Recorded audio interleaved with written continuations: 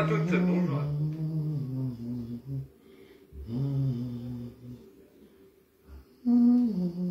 Seigneur, tu me connais plus que moi-même. Saint-Esprit, tu connais ce que Dieu attend de moi. Et tu connais la pensée de Dieu. Je tiens à préciser que je n'ai aucun droit sur cette chanson. Voilà.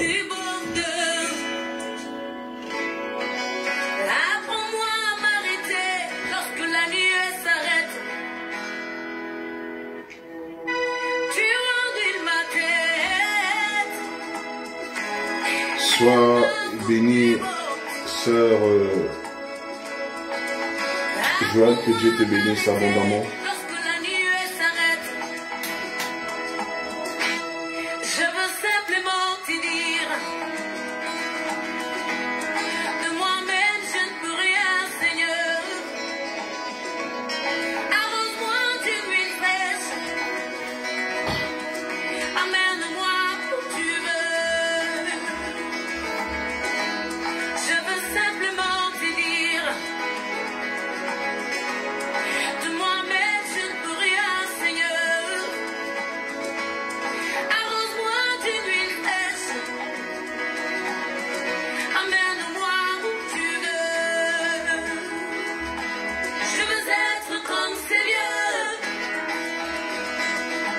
Sois bénie, sœur Dorian.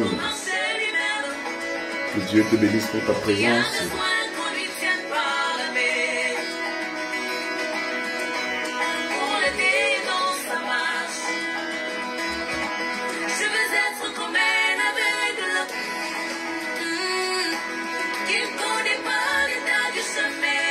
Sois bénie, sœur Marcel.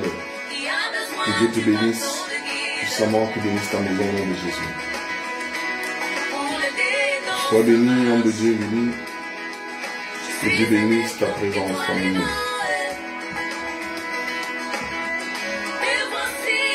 Merci de me confirmer sur la qualité du son et de l'image. Amen.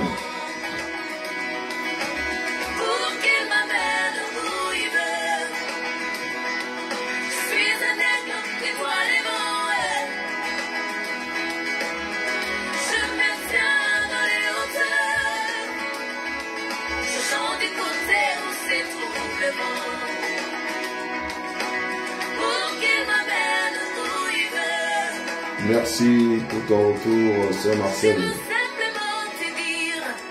Merci, sœur Joël. Sois béni, précieux fils Yvan. Merci pour ton retour.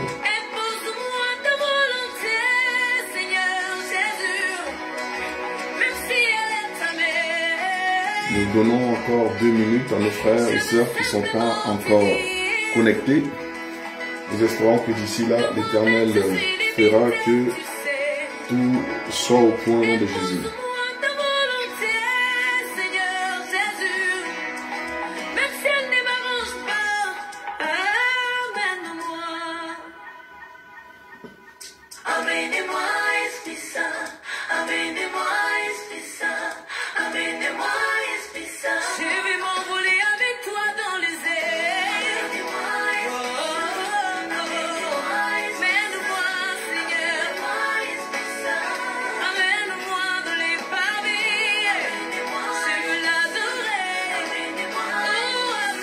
Nous précisons que nous n'avons aucun droit sur cette chanson, mais nous bénissons notre sœur Jeanne Levitaba de l'Assemblée des Saints du Congo. C'est elle qui chante comme ça.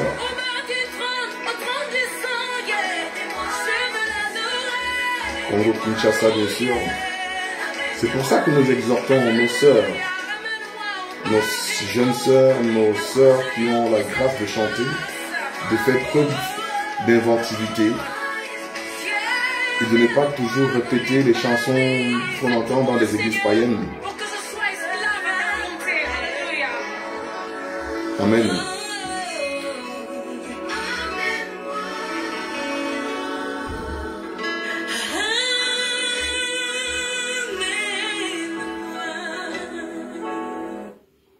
Gloire à Dieu, que l'Éternel soit béni, que nous soyons encore rassemblés autour de sa parole, je vais élever la voix pour recommander ce moment de grâce entre les mains de l'Éternel.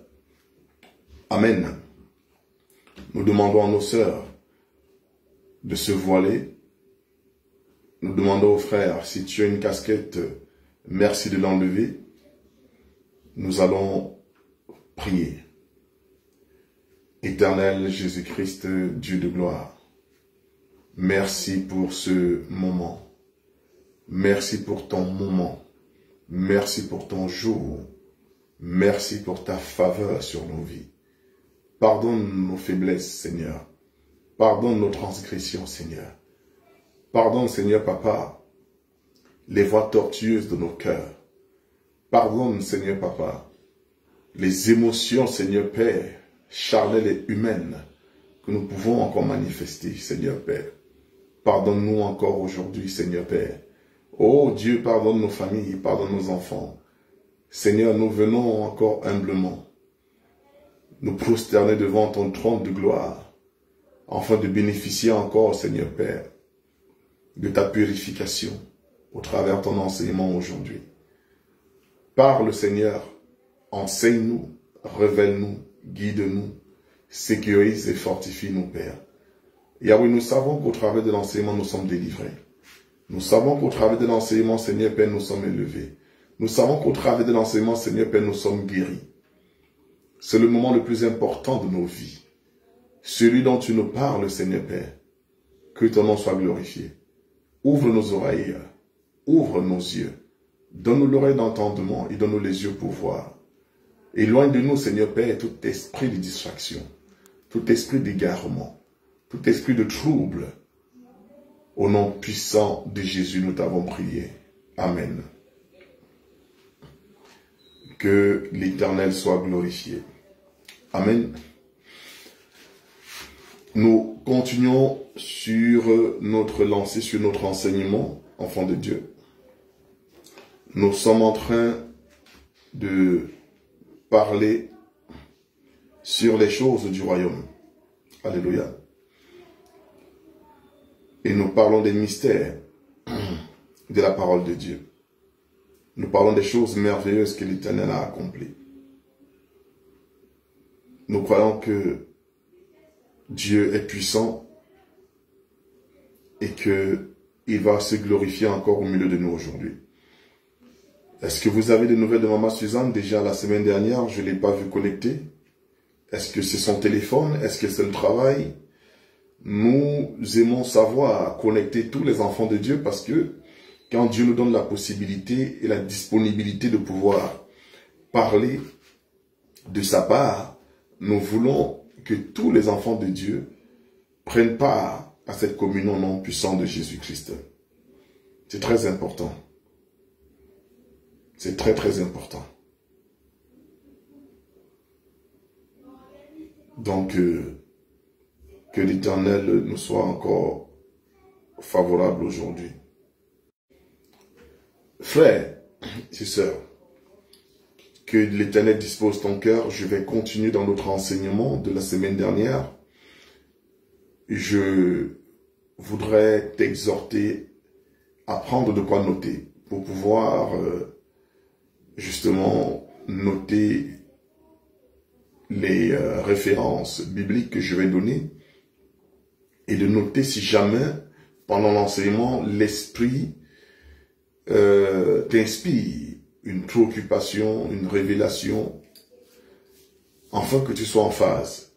Vous savez, quand Jean a été ravi en esprit étant sur l'île de Patmos, l'Esprit lui disait « écris ».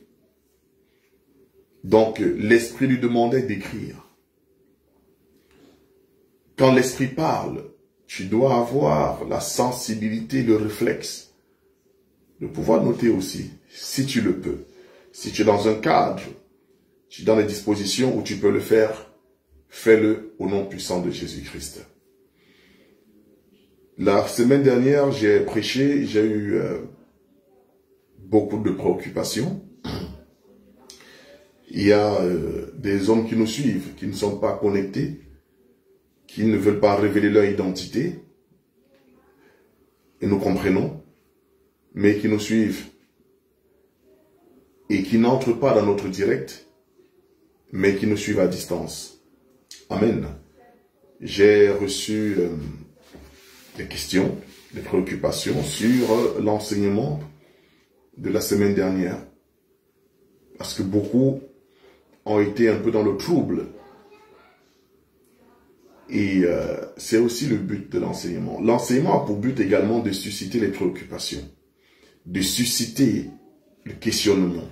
Si l'enseignement ne te trouble pas, soit tu as mal compris, soit tu es véritablement déjà dans une autre dimension. Mais nous croyons que l'évangile éternel doit te troubler. Nous bénissons la présence de Maman Suzanne. Nous croyons que l'évangile éternel doit te troubler.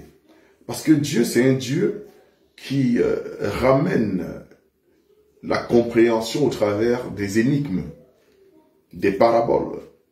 Donc quand il y a une parabole, effectivement, naturellement, tu dois être troublé. Parce que la parabole trouble. Quand tu n'as pas l'explication de la parabole, tu es troublé. Même si ici, nous sommes en train d'apporter la lumière par la grâce de Dieu. Mais il y a des choses que nous continuons à parler un peu en parabole pour faire la démarcation, pour susciter la curiosité. Je salue notre précieuse sœur Judith, ma précieuse épouse, que Dieu te bénisse au nom puissant de Jésus-Christ. Nous sommes en train de parler du dépassement des limitations. Beaucoup m'ont posé la question, mais homme de Dieu, ce que tu dis, c'est difficile quand même à entendre. C'est difficile à saisir. Comment nous sommes déjà des enfants de Dieu? Comment nous prions déjà?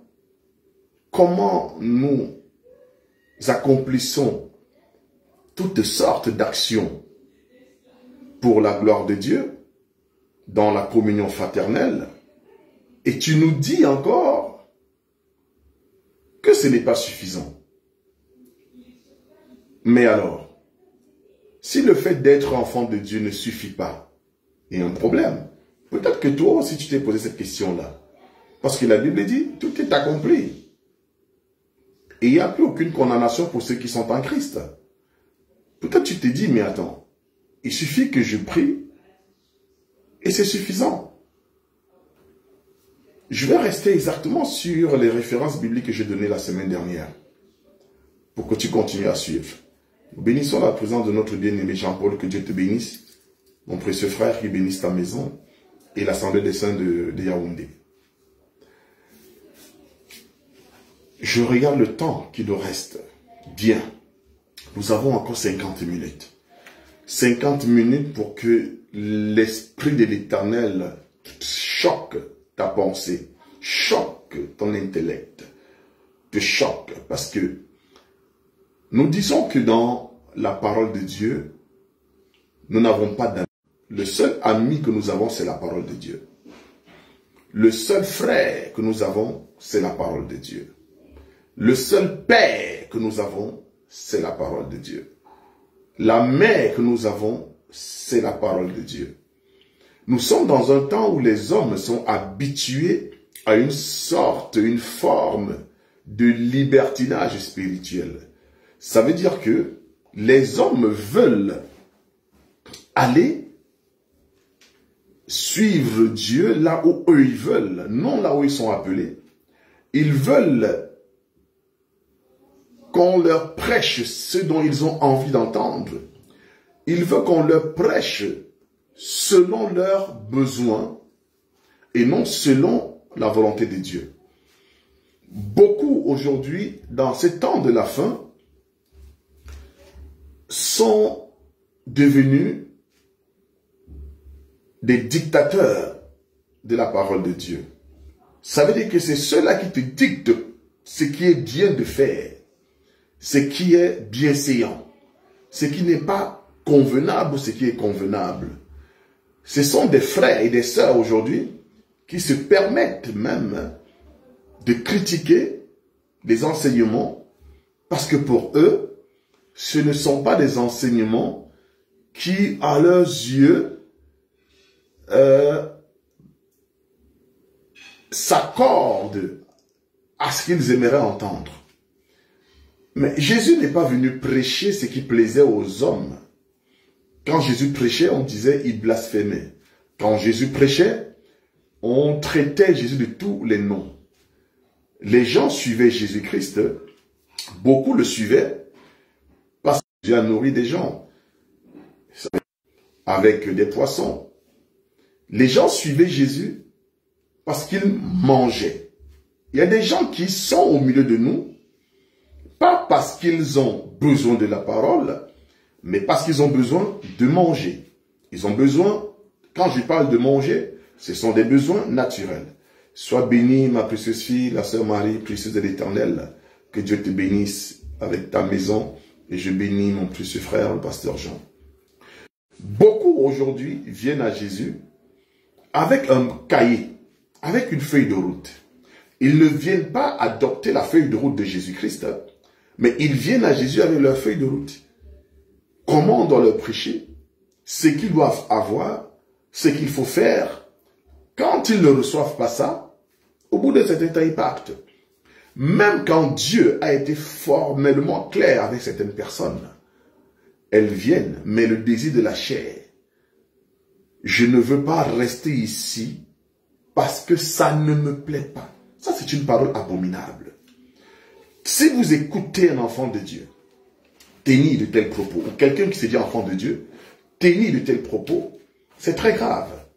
De dire non, je ne me sens pas à l'aise là-bas.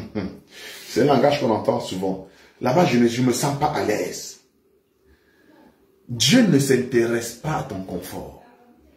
Dieu ne s'intéresse pas à ton sentiment. Dieu ne s'intéresse pas à ce que tu veux. Dieu n'a jamais dit que ta volonté à toi soit faite. Non, Dieu dit que sa volonté soit faite. Notre Père qui est aux cieux, que ton nom soit sanctifié, que ta volonté soit faite, que ta volonté vienne, que ta volonté s'établisse.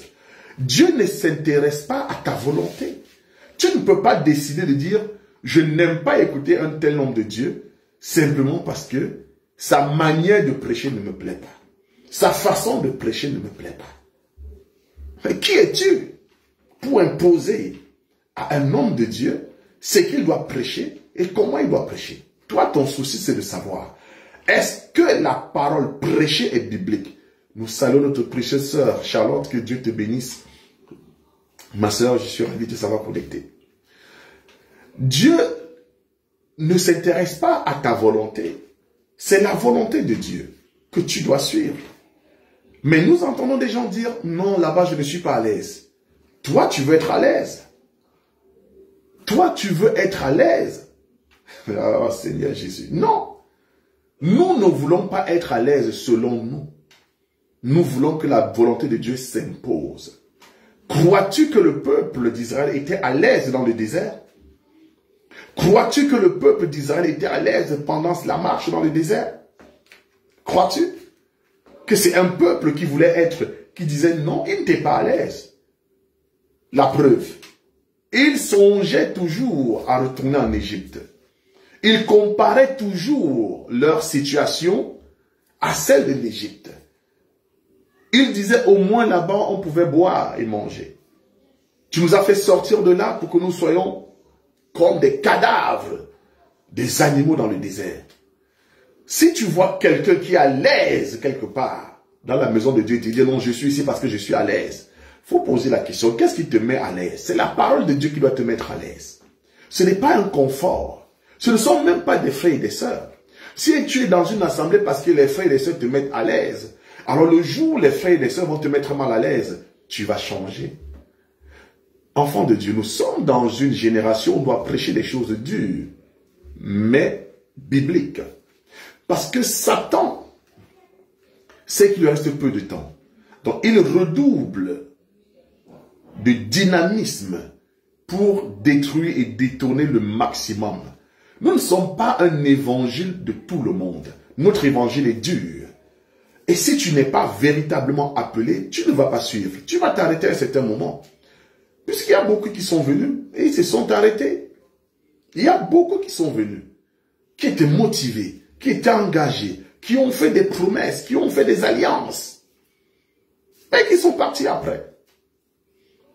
Parce qu'ils pensaient que non. Parce qu'ils nous avaient proposé certaines choses. On devait changer notre manière de prêcher. Non. Non. Non, enfant de Dieu. Tu ne peux pas nous corrompre. Avant de commencer l'enseignement, enfant de Dieu, il y a quelques mois de cela, peut-être aujourd'hui, il y a un an et demi,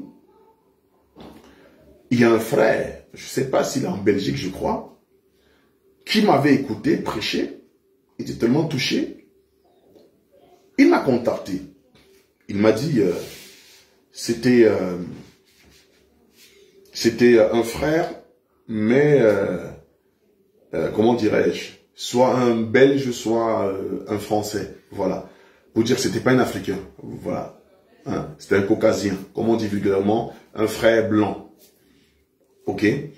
Pour qu'on ne commence pas à attribuer ça, voilà, non, pour que je précise, voilà, pour que vous puissiez saisir ce que je suis en train de vouloir dire. Ce n'était pas un Camerounais. Alléluia.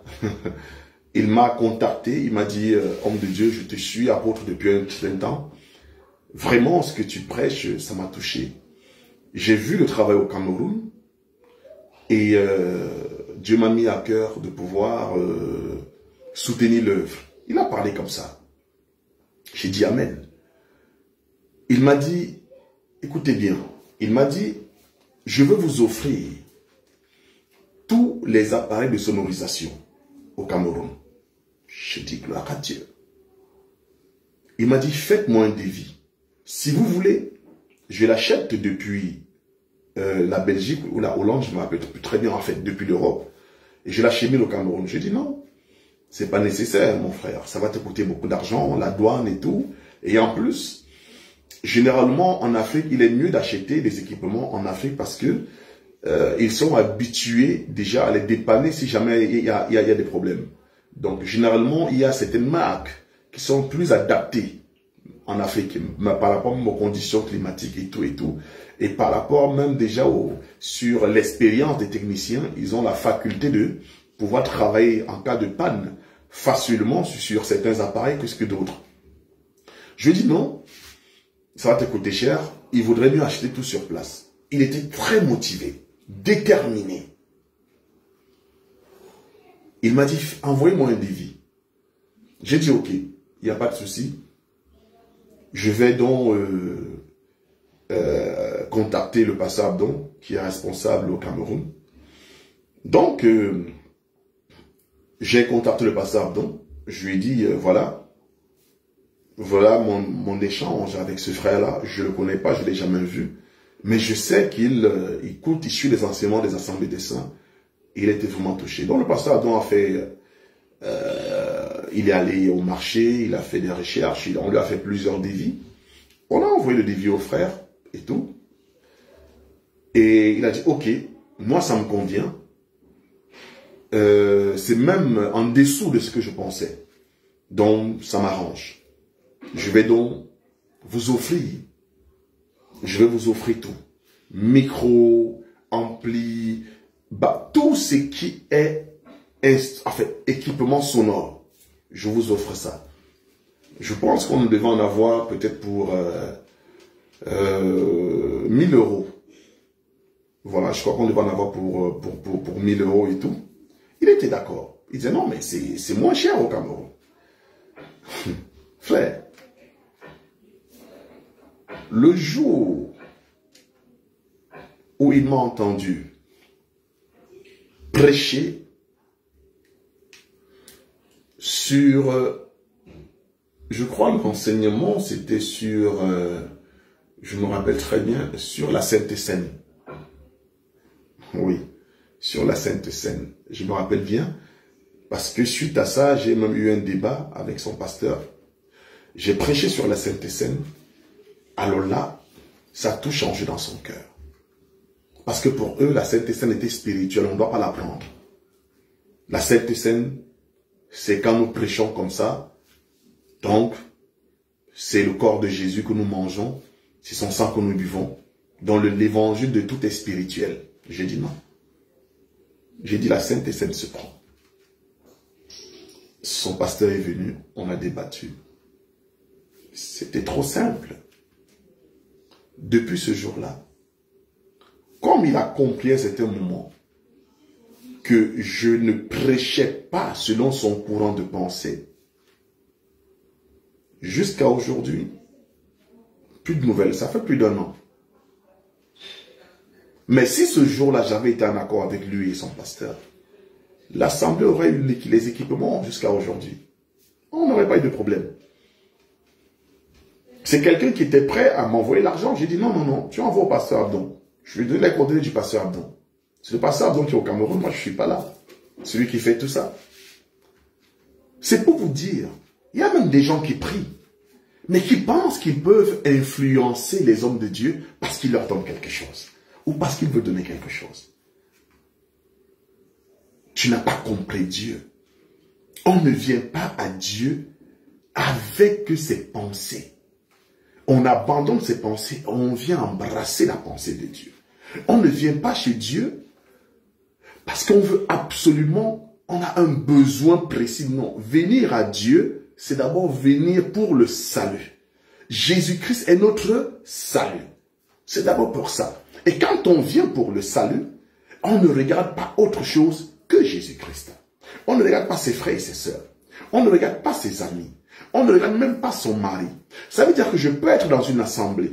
Même si ma femme ne vient plus, je sais que la parole est prêchée, moi j'y reste. Même si mon mari ne vient plus, je sais que la parole est prêchée, j'y reste. Le salut, on ne suit pas un homme. On n'est pas sauvé parce qu'on est marié avec un homme ou une femme. On est sauvé par la parole de Dieu. On n'est pas sauvé parce qu'on veut être dans un environnement où les gens nous traitent bien, où les gens font preuve comment dirais-je, de bienveillance vis-à-vis de nous. Non, ce n'est pas ça la parole de Dieu. Nous, ça ne nous intéresse pas. Ce n'est pas la bienveillance des hommes qui nous intéresse, c'est la parole de Dieu qui nous intéresse. Parce que même si la parole de Dieu est prêchée sous un arbre, nous allons y aller. Si la parole de Dieu véritable est prêchée sous le soleil, nous allons rester. Nous ne venons pas pour nos conforts, enfants de Dieu. C'est ce qui détruit beaucoup la foi des enfants de Dieu aujourd'hui. Parce que vous allez voir des gens aller dans une assemblée parce qu'ils ont écouté un témoignage dans cette assemblée-là. Ils ont écouté que là-bas, il y a la délivrance. Là-bas, j'ai trouvé la solution à mon problème. Mais ils y vont parce que là-bas, on leur a dit qu'on guérit les gens. Mais qui t'a dit qu'on va te guérir là-bas? Mais quand ils arrivent, au bout d'1 mois, 2, 3 mois, ils n'ont pas la conséquence de leur présence. Ils vont encore entendre qu'il y a un autre prophète, apôtre. Ils vont partir. Ce sont des oiseaux migrateurs. Ce sont des oiseaux migrateurs. Ce ne sont pas des aigles. Les aigles ne se mélangent pas. Nous, si la parole est prêchée, même dans des toilettes, si c'est l'environnement que nous pouvons avoir, nous allons rester là-bas. Parce que c'est la parole qui sauve. Ce n'est pas l'environnement qui sauve.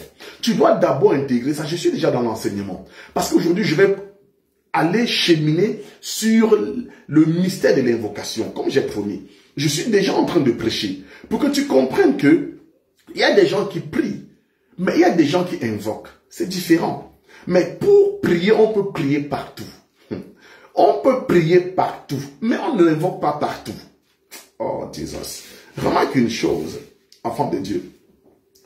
Le dépassement de soi, c'est quoi? Ça veut déjà d'abord dire que tu dois soumettre la chair. Parce que si ta chair te dicte encore que non, ici, je me sens pas à l'aise. Là-bas, on a plus de liberté. Là-bas, les femmes là-bas peuvent prêcher là-bas. Là-bas, les femmes sont valorisées. Là-bas, les femmes sont mieux traitées. Là-bas, non. Qu'est-ce que la parole dit? Parce que là où les femmes sont bien traitées, selon toi, c'est la mort.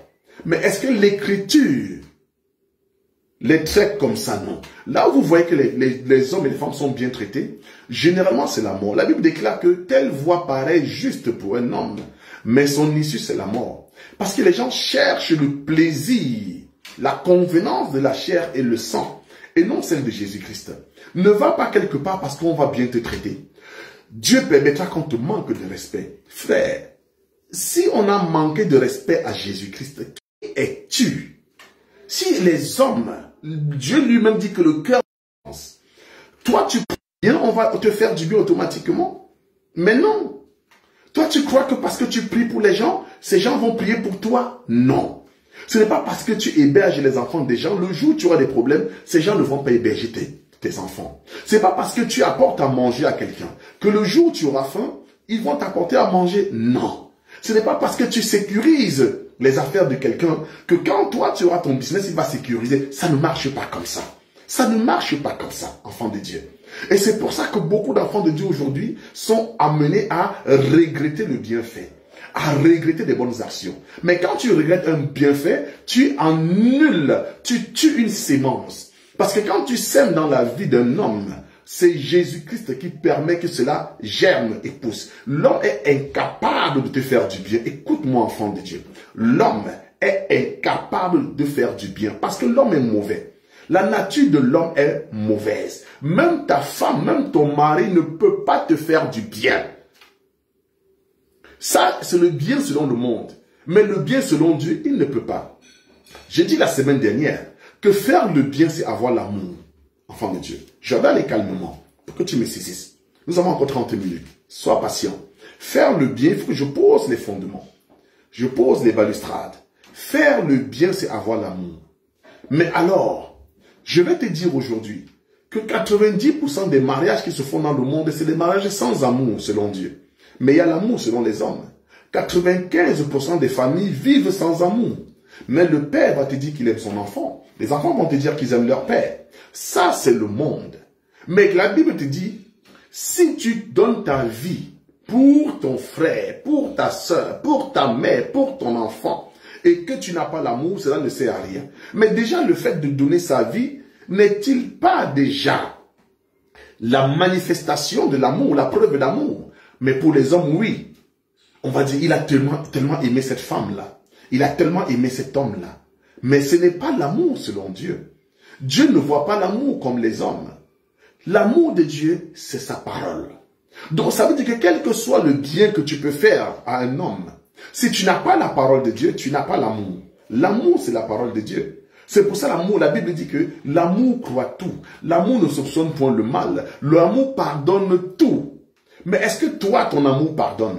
Est-ce que toi, tu pardonnes tout humainement? Non. Donc tu comprends que l'amour dont il est question ici, ce n'est pas l'amour charnel que tu as. C'est la parole de Dieu. Quand on dit l'amour pardonne tout, c'est Jésus-Christ. Il est amour. Alléluia. Oh, il est amour. Je suis le chemin, la vérité et la vie. C'est Jésus qui est amour. Il pardonne tout. Comment? Parce que quand il était sur la croix, il a dit, Père, pardonne-leur, parce qu'ils ne savent pas ce qu'ils font. Il leur a tout pardonné. C'est l'amour. Et Jésus-Christ, c'est la parole de Dieu. Donc, c'est Jésus-Christ qui pardonne tout. Mais quand tu as Jésus en toi, tu commences à manifester l'amour. Mais si tu n'as pas Jésus en toi, ce sont des émotions charnelles que tu vas manifester. C'est pour ça que quelqu'un est capable aujourd'hui de te faire du bien à un point extrême. Mais demain, cette même personne est capable de te trahir à l'extrême. Il y a des personnes qui sont capables aujourd'hui de mettre leurs mains au feu pour toi. Elle dit, je témoigne pour lui. Je la laisserai, je la laisserai pas. Je vais pas le laisser. Je vais pas l'abandonner. Il y a des personnes qui te soutiennent, qui se battent pour toi. Mais le lendemain, sont capables de te régner. Ce n'est pas l'amour. Ce sont des émotions. L'amour ne change pas. C'est pour ça la Bible dit, il est le même hier, aujourd'hui, éternellement. C'est Jésus-Christ l'amour. Ce n'est pas ce que tu ressens dans ton cœur. Parce qu'il y a des gens aujourd'hui qui sont capables d'aimer leur mari parce qu'il est doux, parce qu'il est, il donne l'argent, il se bat pour sa famille, il essaie de mettre sa famille à l'abri. Toutes femmes rêvent d'un tel homme. Donc toutes les femmes ont l'amour? Non. Elles ont des sentiments. Elles ont des émotions. Alléluia. Mais elles n'ont pas l'amour. Parce que cet homme-là, du moment où demain, il va manquer du respect à la maman de sa femme. Il va manquer du respect au papa de sa femme. Cette femme qui a juré fidélité, amour, soumission, elle va se rébeller. Elle va se soulever. Il suffit que cet homme tombe dans la défaillance, tu vas voir. Il suffit que cet homme refuse de se soumettre à la volonté de sa belle famille. Tu vas voir comment le caractère de la femme va changer. Mais pourtant, elle va te dire, c'est l'amour. Non. Mais quand l'homme accepte tout à la femme dit, j'ai le meilleur mari. Non, ce n'est pas l'amour. C'est simplement parce que elle profite. Alléluia. C'est un esprit de bénéfice, de profit. Les hommes entre eux profitent. L'homme profite de sa femme, la femme profite de l'homme. Le jour où elle ne peut pas profiter, elle se braque. C'est pour ça que tu peux voir quelqu'un aujourd'hui t'assumer, t'accompagner, te soutenir. Vous avez des projets, vous avez une vision, vous engagez dans des choses. Parfois, du jour au lendemain, la personne commence à te fuir. Tu ne sais même pas, tu dis, mais attends, je n'ai pas de nouvelles de tel frère depuis tel nombre de temps. Je n'ai pas de nouvelles de telle sœur depuis tel nombre de temps. Je n'ai pas vu ma cousine depuis tel nombre de temps. Je n'ai pas vu mon ami. Même quand tu arrives à la maison, même, on te dit, dis que je suis pas là. Tu viens même, elle dit que je suis pas là. Mais tu ne connais, tu lui as fait aucun mal, en fait. Toi, tu ne connais pas le mal que tu lui as fait. Tu t'étonnes de sa distance, de sa séparation. Alléluia. Mais il sait ce qu'il a fait. Ce n'est pas parce que tu ne sais pas qu'on t'a fait du mal, qu'on ne te fait pas du mal. Non. Il y a des gens qui nous fuient parce qu'ils savent ce qu'ils nous ont fait. Même si toi, tu ne le sais pas encore. Quand le serpent te mord, le serpent fuit. C'est-à-dire que si tu ne fais pas attention, tu vas peut-être croire que c'est une épine qui t'a piqué. Le serpent, quand le serpent te mord, c'est comme si tu ne vois pas, c'est comme une épine. Il y a des gens qui ont été victimes des morsures de serpent dans la nuit et ont cru peut-être qu'il y a une pointe qui les a piqués ou ils se sont pris une écharpe dans le pied et qui en sont morts parce qu'ils n'ont pas identifié la morsure du serpent. Amen. Il y a des hommes comme ça. Les hommes sont des serpents. C'est pour ça que Jésus disait, race de vie sont des serpents. Ne mets pas ta confiance en l'homme. Mets ta confiance dans la parole qui est dans l'homme. Dans la parole qui est dans l'homme. Amen.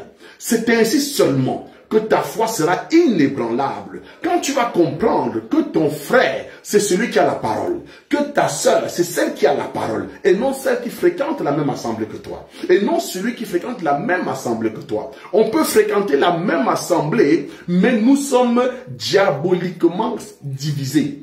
Je dis bien diaboliquement. Il y a des gens qui viennent à l'église, sont ponctuels à l'église, font des travaux, font des aménagements, font des offrandes, donnent la dîme, font des aumônes à l'église, mais sont hautement sataniques. C'est des gens qui méditent le mal sur la vie de leurs frères.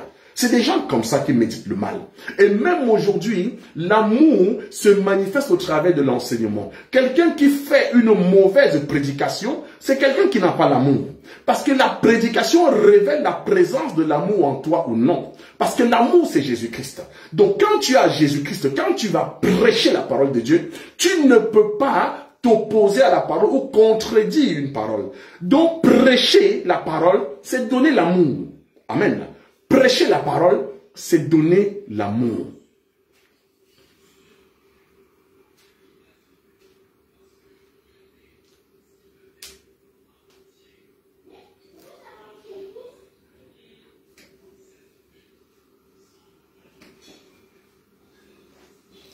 Oui, j'ai une question. Je vais continuer.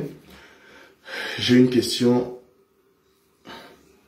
de Mengue Lorette qui dit « Shalom frère, peuple de Dieu, par rapport à ce que tu venais de dire, qu'un fidèle dans une assemblée ou église ne doit pas dire qu'il n'aime pas la façon dont prêche l'homme de Dieu, qu'il ne le sent pas et tu dis que seule la volonté de Dieu doit être faite et non la volonté du fidèle de l'église. Sommes-nous assujettis par des hommes de Dieu?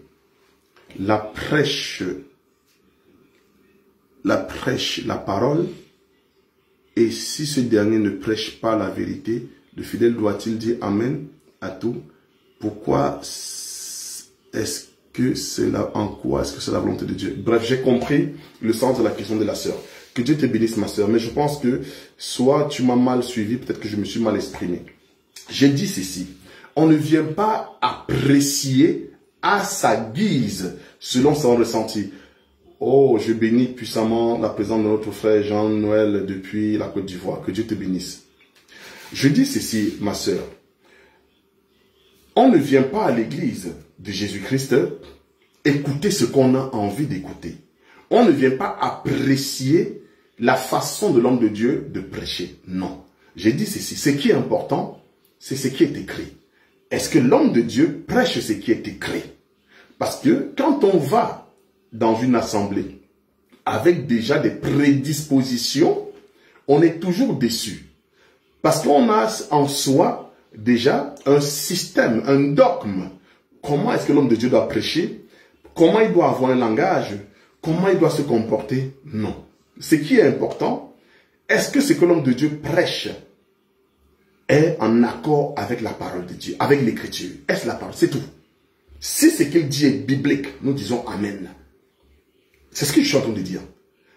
Maintenant, tu as demandé, sommes-nous assujettis à un homme de Dieu? Non. On est assujettis à la parole. Mais, on est aussi soumis à l'homme de Dieu. Ce n'est pas le thème de notre enseignement. J'y reviendrai si Dieu le veut. C'est biblique. On est aussi soumis à l'homme de Dieu. Amen. Mais nous allons évoluer. Je disais ceci, enfant de Dieu. N'hésite pas si tu as d'autres préoccupations. Je pourrais prendre, je pense que peut-être samedi, si Dieu le permet, le temps de pouvoir revenir sur des préoccupations. Je disais ceci.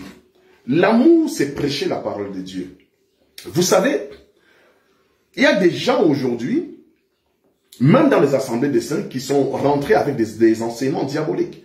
Il y en a au jour d'aujourd'hui qui commencent à prêcher la polygamie dans ce qu'ils appellent certaines assemblées des saints. Mais Satan, c'est quelqu'un, c'est un usurpateur, c'est un copiste, c'est quelqu'un qui est rusé. Donc même là où on prêche la véritable parole, il doit s'attaquer à cette parole-là.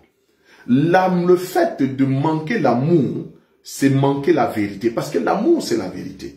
Donc quelqu'un qui prêche mal n'a pas l'amour. Parce que l'amour, c'est Jésus-Christ. Quelqu'un qui prêche l'erreur, en fait, dont l'évangile, l'enseignement est basé sur l'erreur, il n'a pas l'amour. Mais tu peux faire l'erreur, parce que tu es humain. Mais l'amour qui est en toi doit te corriger. Alléluia. Maintenant, nous avançons. J'ai parlé du dépassement de l'homme. Alors les gens se disent, mais nous fournissons des efforts, nous posons des actions pour pouvoir réussir. Nous ne réussissons pas. Beaucoup même disent, mais dans les églises, vous nous dépouillez, on donne la dîme, on donne les offrandes, on donne l'aumône, nos vies ne changent pas. C'est faux. Je dis, c'est faux. C'est impossible. Il faut arrêter de raconter n'importe quoi. Ça, c'est Satan qui met ça dans la tête des enfants de Dieu. Je dis, c'est Satan qui veut faire passer Jésus pour menteur. C'est archi faux. Je vais te dire quelque chose. Pourquoi aujourd'hui certains enfants de Dieu sont limités? Parce qu'ils pensent qu'il suffit de faire le minimum. Le problème des enfants de Dieu aujourd'hui, c'est une foi minimale. Ils oublient que même dans la foi, il y a degré par degré. J'ai démontré, j'ai expliqué la fois dernière que Satan a copié. Quand vous voyez dans le système mondial, amen, il y a 3 ans en arrière, j'ai prêché sur le système industriel, Cayenne et autres. J'ai dit ceci. Quand vous voyez comment les hommes dans le monde sont structurés, les hommes puissants, parce que nous, ici, je veux parler du dépassement d'abord aussi sur le plan matériel. Amen. Je ne veux pas seulement parler spirituel, je veux parler du dépassement de ses limites sur le plan matériel. Pourquoi les enfants de Dieu aujourd'hui sont, pour certains, infiniment inférieurs aux païens?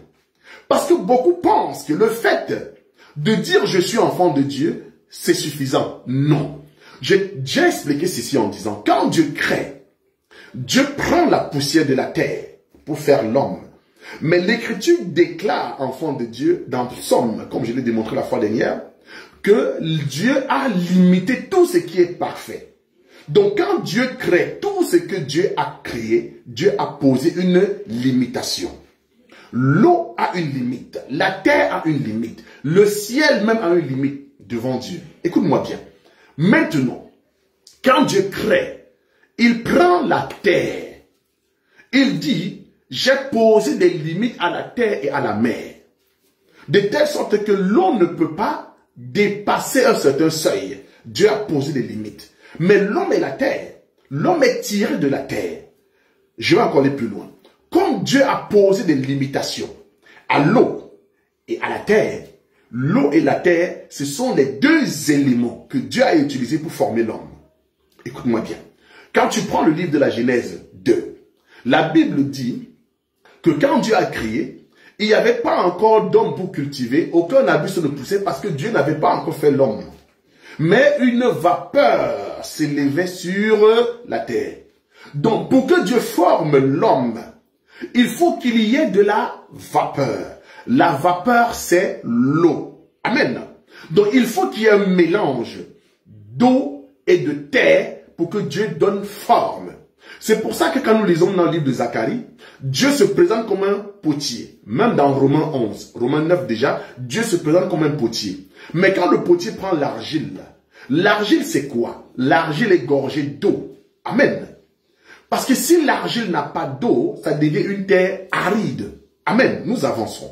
Donc quand Jésus crée l'homme, il prend la terre et il prend l'eau. C'est pour ça que le corps humain est formé de poussière et d'eau.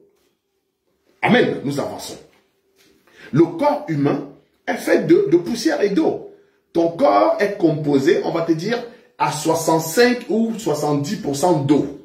Amen. Mais on va te dire qu'il y a aussi la chair, dont l'enveloppe est charnelle. Mais tout ce qui est interne, c'est l'eau. Parce que même les globules, le sang, c'est l'eau. Alléluia. Le sang, c'est l'eau. En fait, c'est simplement la coloration des globules. Alléluia. Maintenant, nous comprenons ceci. Si Dieu a limité l'eau et la terre, alors naturellement, tu es limité. C'est pour ça que la Bible dit, vous n'avez pas à lutter contre la chair et le sang. Ça veut dire que nous avons des batailles à mener. Nous avons des batailles à mener, que tu le veuilles ou non. Tu as des batailles à mener. Mais Dieu sait que pour ceux-là qui marchent de manière naturelle, qui sont même dans des assemblées des saints, mais qui ont une vision, qui ont une espérance, qui ont une démarche naturelle, ceux-là ne vont pas toucher des grandes choses.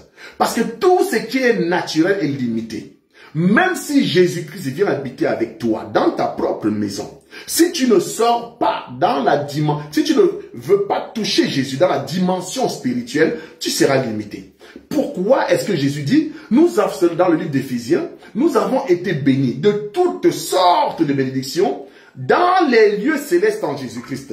Donc notre bénédiction n'est pas sur la terre. Non, nous sommes sur la terre, mais la source de notre bénédiction, elle est céleste. Pourquoi? Parce que tout ce qui est sur la terre est limité. Je vais te dire quelque chose. La richesse de Bill Gates est limitée. La richesse de Elon Musk est limitée. La richesse de Bernard Arnault est limitée par rapport à ce que toi tu peux avoir. Ah Seigneur.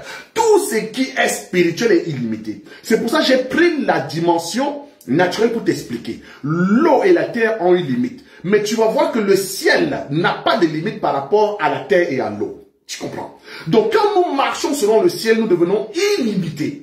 Oh Seigneur, je ne sais pas si tu me comprends. Celui qui marche sur la terre, il va rencontrer un moment, une limite. Il va croiser l'eau. Celui qui marche sur l'eau, à un moment, il va croiser une limite. Il va croiser la terre. Mais celui qui marche dans le ciel n'a pas de limite. Alléluia. Celui qui marche dans le ciel n'a pas de limite. C'est pour ça que pour atteindre certaines dimensions, dans nos affaires, dans nos choses, nous devons marcher selon le ciel. Nous devons marcher selon le ciel et selon la terre, et non selon la terre. Parce que nos activités dans la terre sont toujours limitées.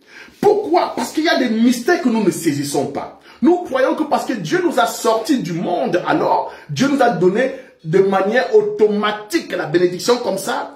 Tu l'as, mais tu l'as de manière spirituelle.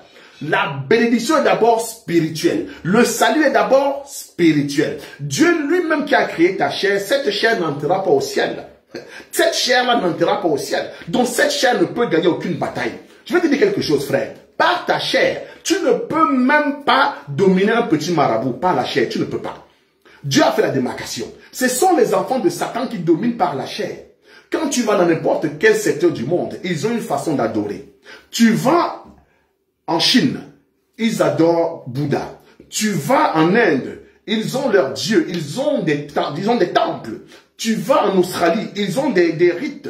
Mais il n'y a que chez les chrétiens que tu trouves un laxisme, enfant de Dieu. Parce que les chrétiens pensent que Jésus est mort pour nous et cela c'est bon. Donc moi je n'ai rien à faire, je n'ai rien à dire, mais la Bible ne dit pas ça. Le chrétien raisonne.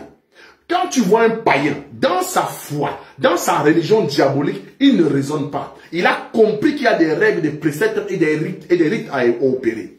Frère, un païen ne peut pas opérer dans une certaine dimension sans passer par des rites.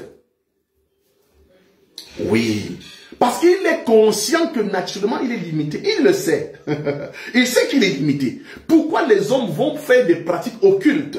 Parce qu'ils savent que la puissance qui est en dehors de la chair, c'est une puissance qui est hautement grande, même si elle est satanique.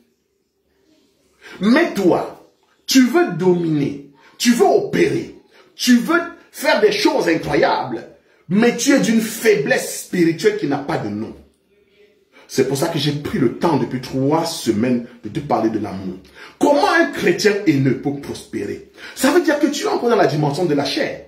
Un chrétien qui n'a pas l'amour, donc qui n'a pas la soumission à la parole de Dieu, ne peut pas prospérer. Ce n'est pas Jésus qui est menteur, c'est toi qui es menteur. Parce que toi, tu crois qu'il suffit de jeûner. Tu crois qu'il suffit de participer à des séances de prière pour être béni. Non. La bénédiction, c'est la façon dont Dieu voit ton cœur. Tu ne peux pas tromper Dieu. Tu peux tromper des hommes. Mais quand tu viens au milieu de nous, tu pries.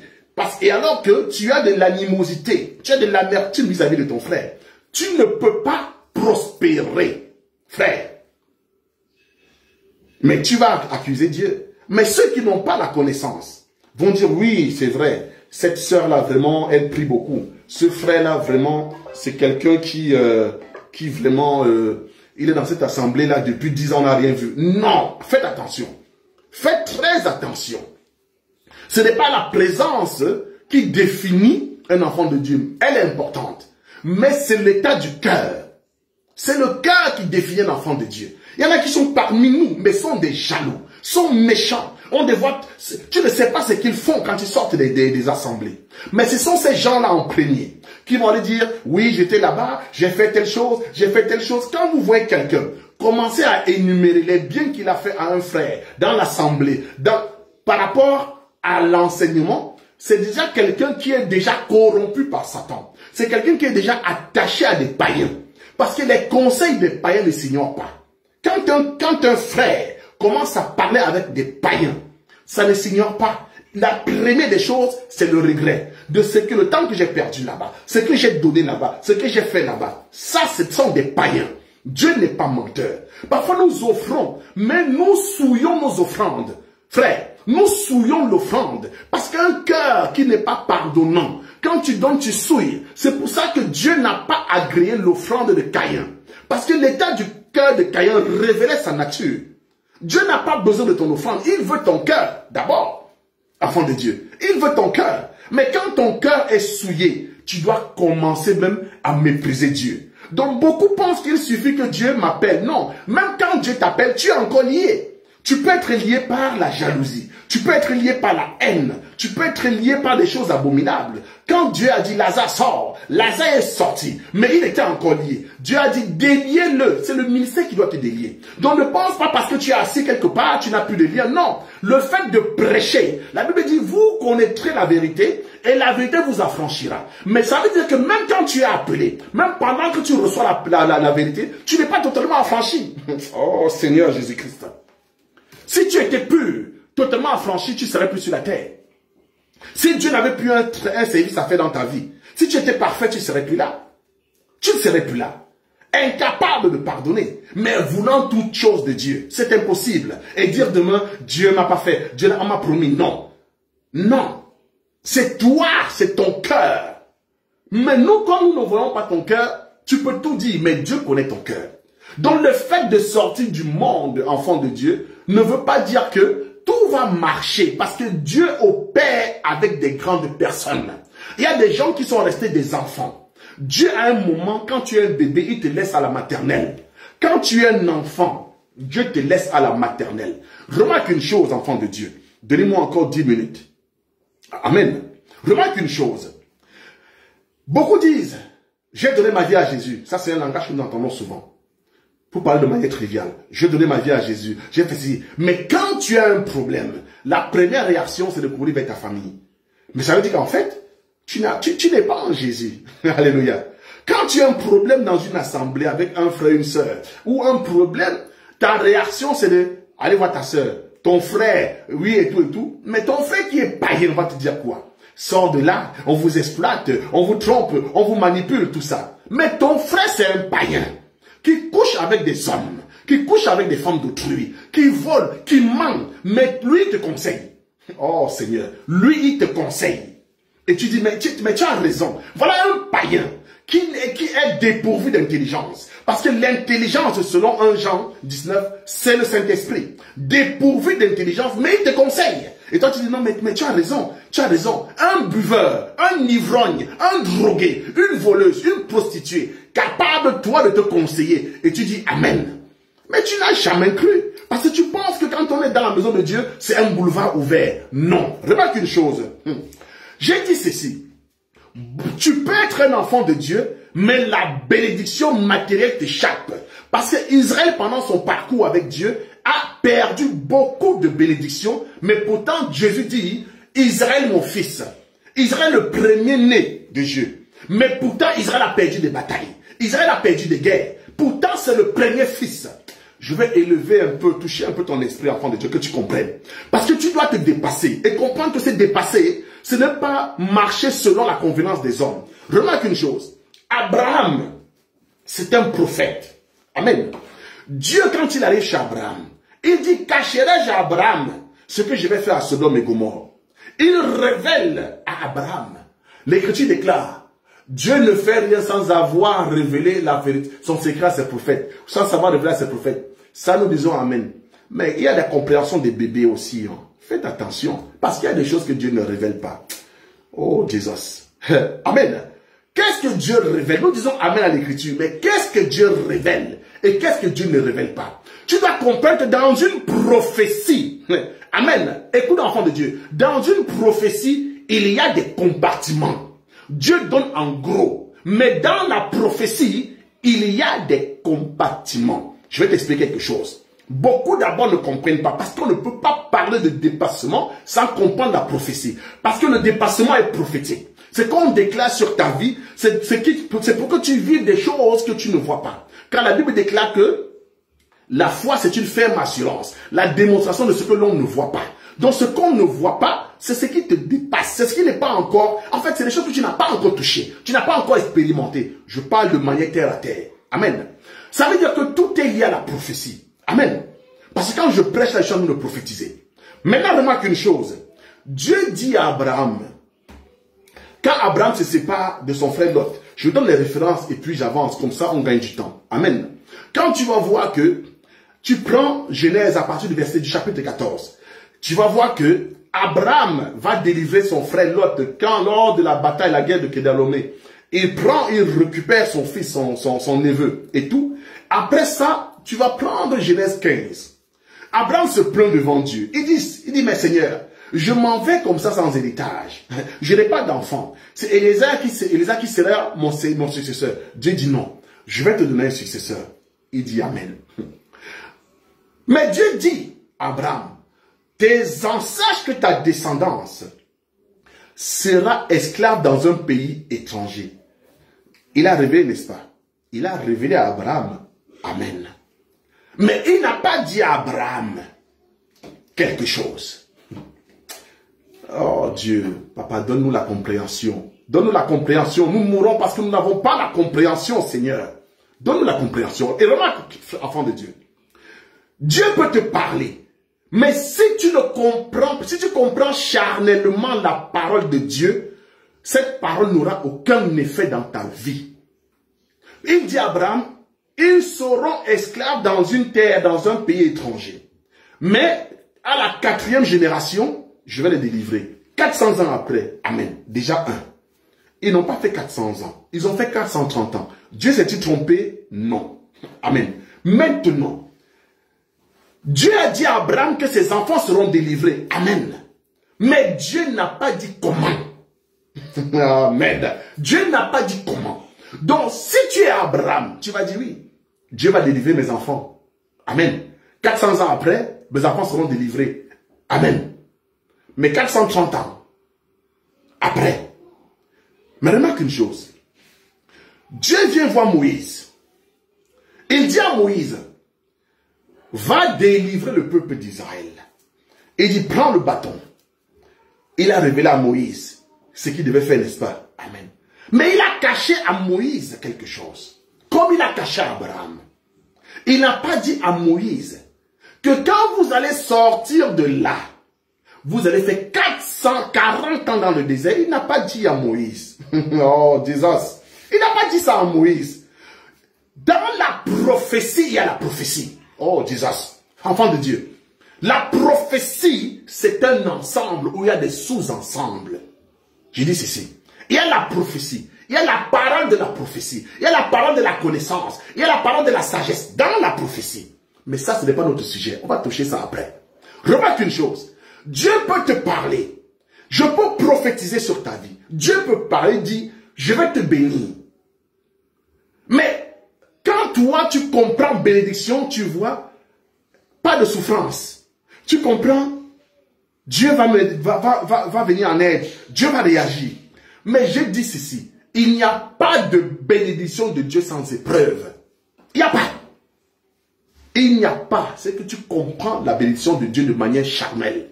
Parce que quand le peuple a vu Moïse, si c'était toi, tu devais dire, oh Dieu, tu t'es souvenu de nous. Nous sommes libres. Nous sommes libres, oui. Mais Dieu a caché que vous allez marcher 400 ans dans le désert. 40 ans, pardon. 40 ans dans le désert. Mais quelle est cette liberté-là? Quelle est cette délivrance-là? Quelle est cette délivrance? Si c'était toi, tu vas dire, mais depuis que je suis là-bas, mes problèmes n'ont pas changé. Mais pourtant, Dieu dit qu'il t'a délivré. Oh, Dieu, tu es merveilleux. Il dit, va délivrer mon peuple. Mais le calvaire que le peuple a subi après la sortie de l'Égypte, il préférait l'Égypte. Si tu n'es pas un enfant de Dieu, tu vas retourner au monde. Tu vas retourner. L'apôtre va t'énerver. Je vais te faire des choses qui vont te meurtrir. Satan permet ça. Et Dieu aussi envoie Satan pour déstabiliser ton cœur. Pour que tu manifestes ta nature. Ton frère qui prie avec toi, qui jeûne avec toi, va te décevoir. Là, on va voir si tu es un enfant de Dieu. Non. Pour Dieu, c'était le processus de la délivrance. Mais pour les enfants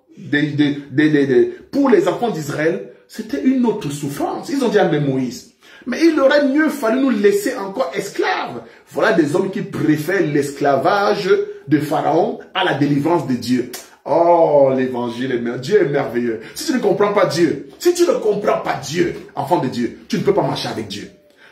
Tu ne comprends pas Dieu, tu ne peux pas marcher avec Dieu. Dieu te promet quelque chose. Il ne te dit pas forcément comment tu vas arriver là-bas. Il ne te dit pas. Je vais te délivrer, oui. Maintenant, si toi tu étais là, tu devais dire, mais ça ce n'est pas la délivrance. Ça c'est une souffrance. Parce que derrière la souffrance de Dieu, se cache le déclenchement de la bénédiction. Quand tu souffres pour la cause de Dieu, c'est déjà le déclenchement de ta bénédiction. Tu dois marcher dans le désert. Alléluia. Regarde Joseph. Amen. Regarde Joseph. Quand nous prenons par exemple le livre, nous prenons déjà Genèse à partir du verset 36. On nous parle de la vie de Joseph. Joseph a un songe. Dieu montre à Joseph là le songe des gerbes. Il voit les 11 gerbes, les 10 gerbes de ses frères se prosterner devant lui. Donc, il devait dominer sur ses frères. Dieu lui a montré ça. Mais Dieu ne lui a pas montré comment ça devait arriver. Dieu lui a caché que ses frères devaient le vendre. Dieu ne lui a pas révélé qu'il devait aller en prison en Égypte. Dieu ne lui a pas révélé qu'il devait être accusé de viol. Non, Dieu ne lui a pas révélé. Mais Dieu a prophétisé. Dans la prophétie de Dieu, il y a plusieurs chambres. Fais attention. Oui, on a prophétisé, je ne vois pas. On m'a dit que je rêve, je ne vois pas. On m'a dit que je ne vois pas. Non, fais attention. C'est pour ça que j'ai beaucoup de mal à parler avec certains enfants de Dieu, parce qu'ils ne comprennent pas certaines choses. Parfois même mon simple langage, ils ne saisissent pas. Parce qu'à un moment, quand tu veux parler à un enfant de Dieu, tu ne lui parles pas comme tu parles à un païen. Donc tu parles avec un langage de Dieu, un langage spirituel. Mais parfois, beaucoup, tu vois que ça n'entre pas. Charnellement, ça bloque. Amen. Charnellement, ça bloque. Alléluia. Je prends un exemple. Quand Dieu dit, par exemple, à une femme, l'année prochaine, tu auras un enfant. Mais dans cette prophétie-là, si cette femme n'est pas mariée, ça cache une autre prophétie. Parce que tu ne peux pas avoir d'enfant sans être marié. Amen. Donc la prophétie de l'enfant vient avec une autre prophétie. Parce que tu ne peux pas aller te prostituer pour avoir un enfant. Donc ça veut dire que Dieu, dans cette prophétie-là, il y a une chambre déjà réservée au mariage. Mais beaucoup d'enfants de Dieu ne comprennent pas que le dépassement de soi, frère, c'est d'abord par l'adversité, ma soeur. Si tu es fatigué, arrête-toi, reste à la maison. C'est pour ça que la Bible déclare que le royaume des cieux est forcé. Le royaume des cieux est forcé. D'autres vont marcher 1 an. D'autres vont marcher 5 ans. Ils vont s'arrêter. Non. La marche, c'est 40 ans. Alléluia. La marche, c'est 40 ans, enfant de Dieu. Donc, il y a des situations que tu traverses. Et tu dis, je prie. Celui qui prie, c'est celui qui a besoin de l'aide de Dieu. Amen. Seigneur, délivre-nous de la servitude. Seigneur, délivre-nous de l'esclavagisme. C'est bien. Mais celui qui invoque, l'invocation fait partie de la prière. Mais c'est une dimension supérieure. Tout le monde peut prier, mais tout le monde ne peut pas réellement invoquer. Parce que invoquer, c'est appeler Dieu. Amen. Je dis ceci. Invoquer, c'est appeler Dieu. Prier, c'est parler à Dieu. Prier, c'est communiquer avec Dieu. Mais invoquer, c'est appeler Dieu. Amen. Mais tout le monde ne peut pas appeler Dieu. Oh Seigneur Jésus. Tout le monde ne peut pas, frère. Il y a des dimensions que tu ne peux pas toucher. Si tu n'as pas compris. Parce que toi déjà, la simple nuit de prière, tu ne viens pas. Mais tu es un bébé. Il y a des gens qui... Moi, je vois souvent des frères et des sœurs, je les vois comme des zombies. Mais quand tu vois les espérances, les attentes sont comme ça, immenses. Mais les actions spirituelles, ça n'existe pas. Tout est charnel. Ils aiment le sommeil, ils aiment la fatigue, ils ont la paresse. Il pleut, je ne viens pas. Il neige, je ne viens pas. Non. En fait, il y a des choses que j'arrive pas à comprendre. J'arrive pas à comprendre. Mais c'est des gens qui ont des aspirations. Moi, je dis ceci. Ceux-là qui ont écouté la voix de Dieu, à qui Dieu a prophétisé, Dieu a déclaré, frère, et qui ont accompli la parole de Dieu, sont tous bénis. Je dis sans exception, Dieu n'est pas un menteur. Dieu n'est pas un menteur. Toi, quand tu vois un bouddhiste, quand tu vois des marabouts, des sorciers faire des rites, parfois certains font des pratiques au point de marcher sur le feu. Est-ce que tu comprends ce mystère-là?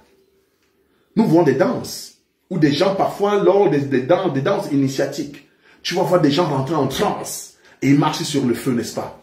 D'autres mangent la braise, d'autres mangent des lames de rasoir, d'autres prennent des couteaux, ils essaient de se mutiler, le couteau n'entre pas. Toi, là, tu peux combattre avec lui. Tu ne peux pas. C'est pour ça que Dieu dit, pas contre la chair et le sang. Non, alléluia. Tu ne peux pas. Ce n'est que spirituellement que tu peux dominer. Mais spirituellement, c'est quoi? Ça veut dire que ta chair doit mourir. Si ta chair ne meurt pas, le marabout va te bouffer. Le petit travail, le petit contrat, tu vas perdre ça, le païen l'aura. Ne sois pas trop spirituel. Je vais parler terre à terre. Un enfant de Dieu n'a aucune victoire de manière naturelle. Un enfant de Dieu ne compte pas sur ses compétences naturelles, sur son intelligence, sur sa grandeur, sur sa beauté, sur sa force, non. Le petit marabout va tout te ravir. Toi, tu n'auras rien. Vous croyez que les gens rentrent dans des grandes écoles parce qu'ils sont trop intelligents? C'est un réseau. Vous voyez des gens qui rentrent en méditation, qui font du yoga, qui rentrent en méditation pendant, on te dit quelqu'un médite pendant 48 heures. Quand tu vois des documentaires, on te parle en Inde, tu as des gens qui restent dans la même posture pendant 2 ans. Toi, tu crois qu'il est encore dans la chair? Mais toi, enfant de Dieu, on dit un jeûne de 3 jours. Ton plat, c'est la mort, bêta, ton père meurt. On dit un jeûne de 3 jours, c'est la mort. On dit simplement nuit de prière. Oh, Jesus. Tu ne peux pas invoquer. Ce n'est pas ta dimension. Ce n'est pas ta dimension. Tes affaires ne peuvent pas décoller. Ce n'est pas ta dimension. Véritablement invoquer, ce n'est pas pour les bébés. Tout le monde peut prier. Même les démons prient. Même les démons ont prié Jésus. Envoie-nous dans les ports, Seigneur. Jésus les a exaucés. Mais invoquer Jésus, c'est autre chose. On invoque Jésus quand on sait que le corps est soumis. En fait, on est dans un dépouillement total. C'est-à-dire qu'on marche dans la dimension de l'esprit. Là, on invoque véritablement. Nous échouons parce que nous sommes charnels. Oui, point. Nous sommes charnels. On aime nos femmes plus que Dieu. On aime nos maris. Vous aimez vos maris plus que Dieu. Vous aimez vos enfants plus que Dieu. Toi, tu peux invoquer avec un homme qui a mis Dieu au centre de sa vie. Tu peux invoquer avec une femme qui a mis Dieu avant sa propre vie. Tu ne peux pas. C'est impossible, frère. Vous offrez à vos enfants ce que vous n'offrez même pas à Dieu. Vous vous souciez plus de vous-même que de Dieu. Mais vous attendez de Dieu des choses. Mais Dieu dit que si tu aimes ton père et ta mère plus que moi, tu n'es pas digne. Alléluia. Tu n'es pas digne. Les prophètes étaient dans une dimension avec Dieu où leur propre vie ne comptait plus.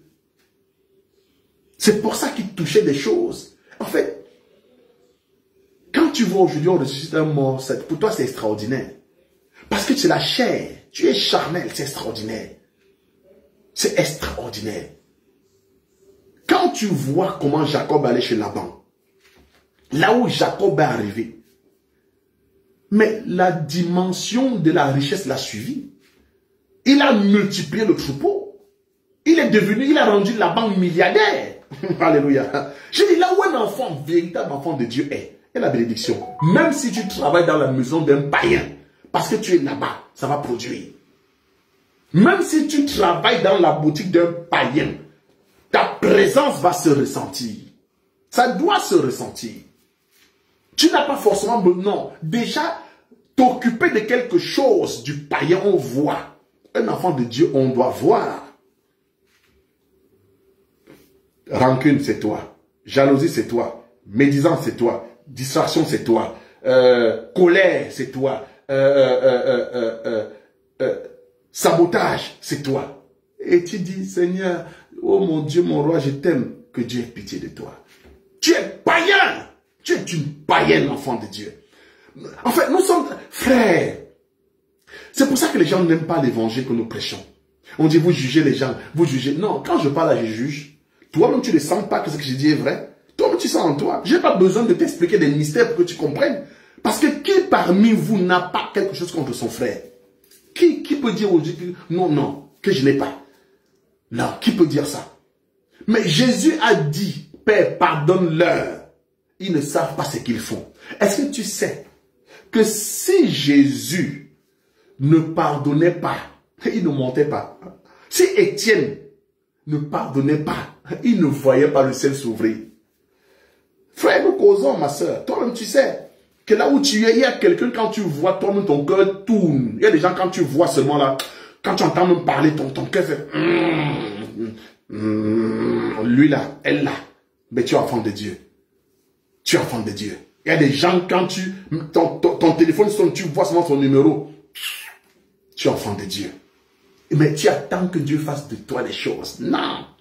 La Bible dit, aimez même vos ennemis. C'est dans la dimension. Celui-là qui a la capacité d'invoquer.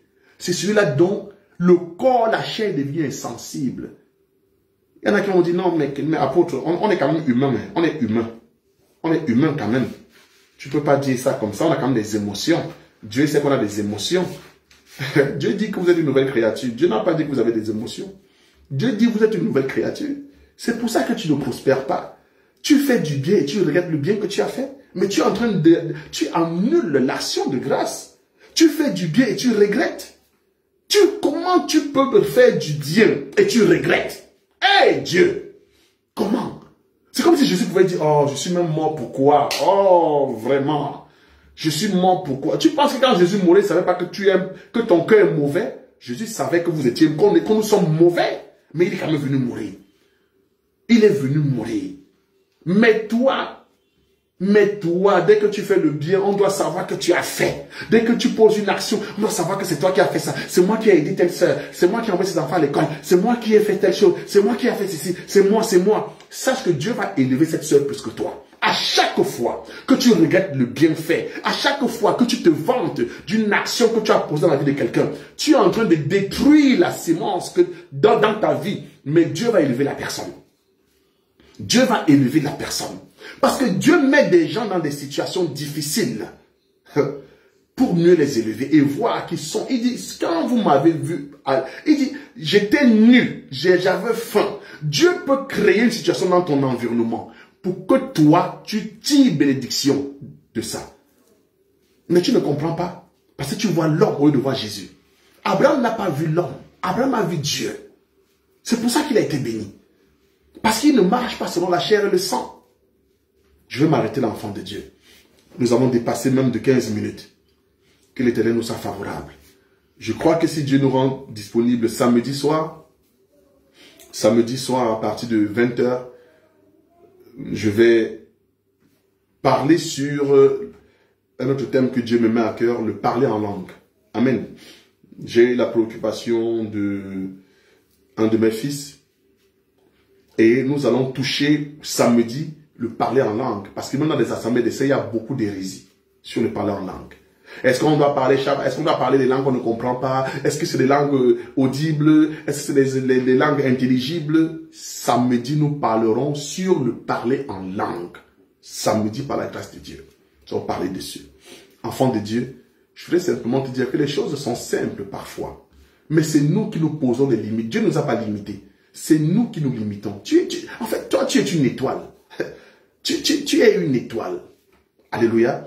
Mais il y a des choses que je ne peux pas toucher parce que je voulais parler de l'hippopotame, je voulais parler du crocodile par rapport à la limitation. Mais Dieu n'a pas permis parce que je ne connais pas le niveau de tout le monde. Alléluia. Donc je veux parler simplement. Amen. Parce que quand nous serons ensemble, tu comprendras pourquoi Dieu, dans Job 40, à partir déjà du chapitre 39, parle de l'hippopotame. Tu vois? L'hippopotame qui a la faculté de vivre dans l'eau et sur la terre. Mais tu vas voir que Jésus-Christ est celui-là, est l'animal qui a vécu sur la terre, qui a marché sur les eaux et qui est monté dans les cieux. Amen. Donc Jésus a... Bon, il y a des choses qu'on va toucher. Alléluia. Que Dieu soit glorifié. Je vais prier. Seigneur Jésus, merci pour ce moment de partage. Papa, que ton nom soit glorifié, Père. Seigneur, donne-nous de ne pas attendre la récompense d'un homme. Parce qu'à chaque fois que nous espérons d'un homme, les hommes nous déçoivent et nos cœurs sont meurtris. Et un cœur meurtri, c'est un cœur qui développe de la haine, qui développe de la rancune, Seigneur Père, et nous prive de bénédictions, Papa. Seigneur, donne-nous d'attendre que de toi. Père, que toute l'action que nous puissions faire aux frères, aux sœurs, aux hommes, à nos parents, que nous le fassions pour la gloire de ton nom, et non en espérant quelque chose de l'homme, parce que l'homme est menteur. Père, sors-nous de la dimension naturelle. Papa, donne-nous de marcher selon les règles du ciel, afin d'être puissant, Seigneur, dans la dimension spirituelle. Parce que la force vient du spirituel, Seigneur Père éternel. Papa, merci pour ce moment. Glorifie ton nom encore au travers de cet enseignement. Arrose la sémence que tu as mis en nous, Seigneur Père, afin que nous soyons des véritables baobabs de l'éternel. Bien ancrés dans ta parole, Seigneur. Garde tes enfants, Papa. Au nom puissant de Jésus, j'ai prié. Amen. Soyez bénis. À samedi par la grâce de Dieu.